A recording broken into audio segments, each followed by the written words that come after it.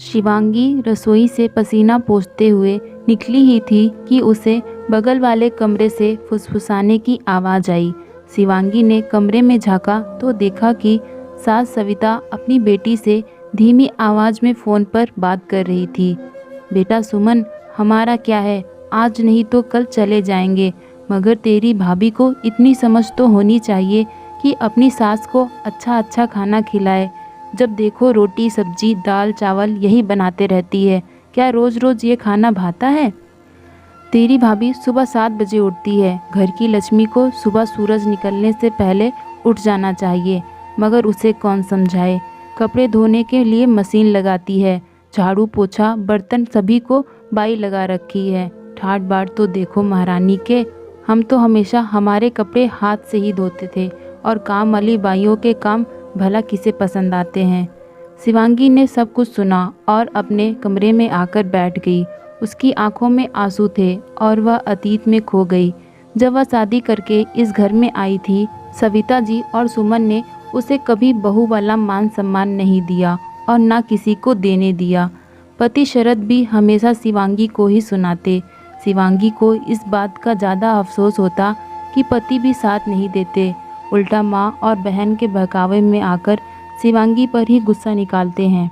एक दिन तो सविता जी का पारा ऐसा चढ़ा कि उन्होंने शिवांगी के माता पिता तक को भला बुरा कह दिया था, मगर शरद या तो चुपचाप सुनते या फिर अपनी माँ का साथ देते। अब तो शिवांगी को आदत हो गई थी ताने और उल्हानों की।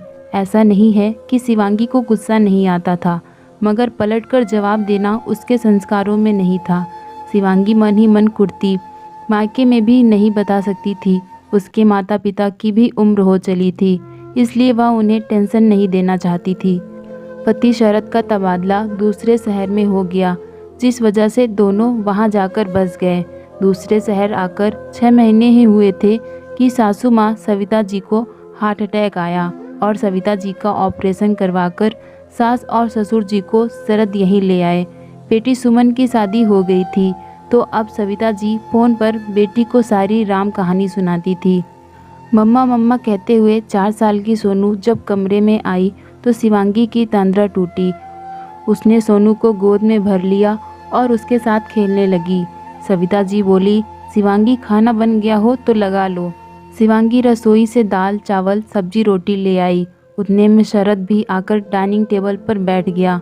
शरद को देखते ही सविता जी बोली, मुझे तो आजकल खाने में कोई स्वाद ही नहीं लगता, या बीमारों वाला खाना रोज रोज खाया नहीं जाता।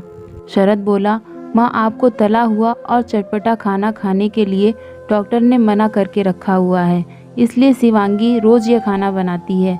पकोड़े बड़ा समोसे ये सब हम भी नहीं खा रहे हैं, बल्कि आपको तो ये सोचना चाहिए कि मेरी वजह से घर में तला खाना बन ही नहीं रहा है और कोई नहीं खा रहा है। पिछले साल आपकी बाईपास सर्जरी हो चुकी है। आपके हार्ट अटैक की समस्या की वजह से घर में तेल घी का इस्तेमाल काफ़ी कम हो गया है, हम भी नहीं खाते। सविता जी बेटे का जवाब सुनकर चुप बैठ गई। दूसरे दिन सुबह जब शिवांगी कपड़े धोने की मशीन लगा रही थी, सविता जी बोली, बहू यह रोज़ रोज़ मशीन लगाती हो, जानती हो कितना बिल आता है? शरद ऑफिस के लिए तैयार हो रहा था। वह सुनकर बाहर आया और बोला, हाँ माँ जानते हैं बिल कितना आता है और वह बिल मैं भरता हूँ, इसलिए आपको चिंता करने की कोई ज़रूरत नहीं है।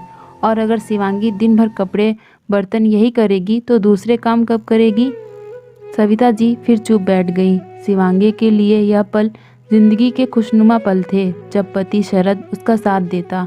आज शरद पहली बार शिवांगी के लिए गजरा लेकर आया था और अपने हाथों से उसे शिवांगी के बालों में लगाते हुए बोला, शिवांगी हो सके तो मुझे माफ़ कर देना।